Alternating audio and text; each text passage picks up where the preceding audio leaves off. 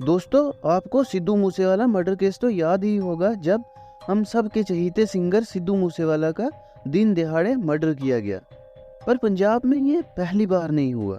1980 के दशक में भी पंजाब के एक ऐसे ही सिंगर जो उस वक्त में बहुत ही ज़्यादा चहीते थे, उनको लाइव शो के दौरान ही गोलियां मारकर हत्या कर दी गई। और इस गोलीबारी में उनकी पत्नी और 2 बैंड मेंबर्स भी शहीद हो गए थे। ये बात इतने पे ही ख़त्म नहीं हुई। जो बात इससे भी ज़्यादा अजीब है वो ये है कि ये केस आज तक सॉल्व नहीं किया गया। आज तक इस केस में कोई भी अरेस्ट नहीं हुआ। जिस पंजाबी सिंगर की मैं बात कर रहा हूँ उनका नाम है अमर सिंह चमकीला। चमकीला के बहुत सारे सॉन्ग्स आपने सुने होंगे। उनका मशहूर गाना पहले ललकारे नल आज भी बहुत सारी गाड़ियों में चलता रहता है। अमर सिंह चमकीला को पंजाब का बेस्ट लाइव स्टेज परफॉर्मर कहा जाता है। वो इसलिए क्योंकि एक महीने में इतने दिन नहीं होते जितनी चमकीला की मंथली बुकिंग होती थी। एक बार तो उन्होंने एक साल में 366 लाइव शो किए थे। लोगों का ये भी मानना है कि वो अपने वक्त में सिंगर सिद्धू मूसेवाला से भी ज़्यादा इन्फ्लुएंशियल थे। अमर सिंह चमकीला का जन्म 21 जुलाई 1960 को लुधियाना के डुगरी गांव में हुआ। बचपन में उनका नाम धनी राम था और बाद में उन्होंने अपना स्टेज नेम अमर सिंह चमकीला रखा।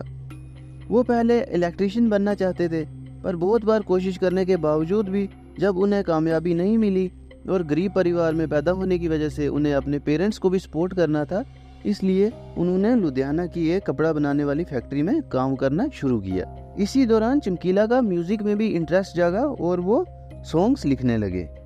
म्यूज़िक के प्रति लगाव होने की वजह से उन्होंने हारमोनियम और ढोलकी भी सीखी।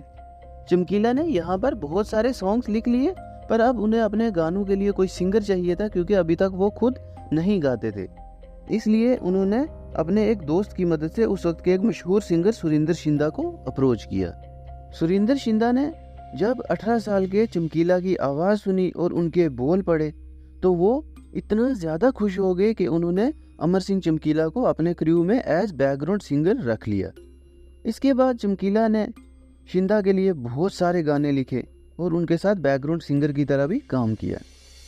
पर ये ऐसा वक्त था जब पंजाब में सिंगर्स को इतने ज़्यादा पैसे नहीं मिलते थे, इसलिए चमकीला को अपना परिवार चलाना मुश्किल हो रहा था। इन्हीं फैमिली प्रॉब्लम्स की वजह से चमकीला ने आखिरकार सोलो सिंगिंग का फैसला किया और सुरिंदर शिंदा के साथ बहुत सारे गाने के बाद अलग हो गए। चमकीला ने पहले फीमेल सिंगर सुरिंदर सोनिया के साथ पेयर अप किया अपनी लाइव स्टेज परफॉर्मेंस के लिए और आहिस्ता आहिस्ता फेमस होने लगे। वो सिर्फ पंजाब में ही फेमस नहीं हुए बल्कि उनका फेम कनाडा तक भी पहुंच गया। चमकीला ने अपने पहले कनाडा टूर के लिए फीमेल सिंगर गुलशन कोमल को साथ लिया और आगे चल के इस जोड़ी ने 8 ड्यूट सॉन्ग रिकॉर्ड किए और 1980 में इन्होंने अपनी एक एल्बम भी रिलीज़ कर दी। इसके बाद अमर सिंह चमकीला ने बहुत सारी फीमेल वॉइस आर्टिस्ट के साथ कोलैब किया, पर वो अपने लिए लॉन्ग टर्म फीमेल को सिंगर ढूंढने में स्ट्रगल कर रहे थे। पर यह स्ट्रगल उनकी ख़त्म होती है जब पंजाबी सिंगर कुलदीप मानक ने उन्हें सिंगर अमरजोत कौर के साथ इंट्रोड्यूस करवाया। अमरजोत कौर ने अपना आखिरी गाना कुलदीप मानक के साथ ही गाया था। इसके बाद अमरजोत कौर चमकीला के साथ परमानेंट फीमेल वॉइस आर्टिस्ट बन जाती हैं और इस पेयर ने साथ में बहुत सारे गाने गाए। साल 1980 से लेकर 1988 तक ये एक ऐसा दौर था जब पंजाब में सिर्फ एक ही सिंगर का डंका बजता था, जिसका नाम था अमर सिंह चमकीला।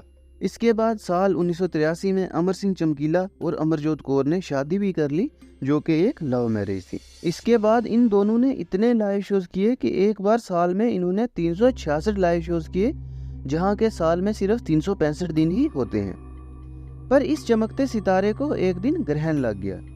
8 मार्च 1988 को चमकीला अपनी बीवी और क्रू के साथ महसामपुर में शो करने पहुंचे। वो अभी स्टेज पर चढ़ ही रहे थे कि इतने में एक बाइक जिस पर 3 लोग सवार थे भीड़ को चीरते हुए उनके पास आ पहुंची और पहुंचते ही चमकीला और उनके क्रू मेंबर्स पर अंधाधुंध गोलियां बरसाना शुरू कर दी। इस गोलीबारी में अमर सिंह चमकीला, उनकी पत्नी अमरजोत कौर और उनके 2 क्रू मेंबर्स जान गंवा बैठे और ये करने के बाद वो कातिल भी वहां से भागने में कामयाब हो गए। ये तो कत्ल हुआ, पर इससे ज़्यादा हैरानी की बात ये थी कि अमर सिंह चमकीला की फैमिली में से किसी भी इंसान ने इस मामले पर FIR दर्ज नहीं करवाई। और पूरे पंजाब में भी किसी ने इस मामले पर एफआईआर दर्ज नहीं करवाई। और पंजाब पुलिस का भी क्या कहना, पुलिस ने भी इस केस को इतना सीरियसली नहीं लिया और टेम्परेरी फॉर्मेलिटीज़ करने के बाद ये फाइल भी बाकी केसेस की तरह कहीं दब कर रह गई।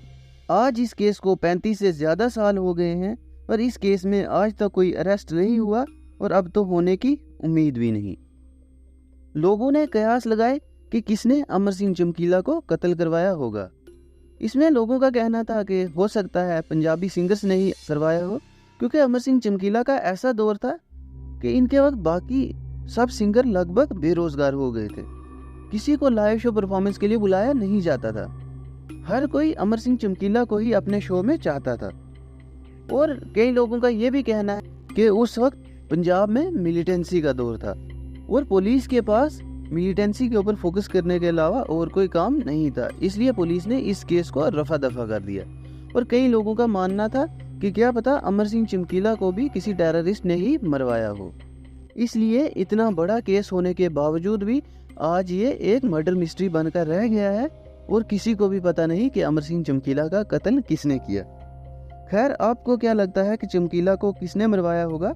कमेंट करके ज़रूर बताएं और ऐसे ही वीडियोस के लिए सब्सक्राइब करते जाएं हमारा चैनल दी नवोदय।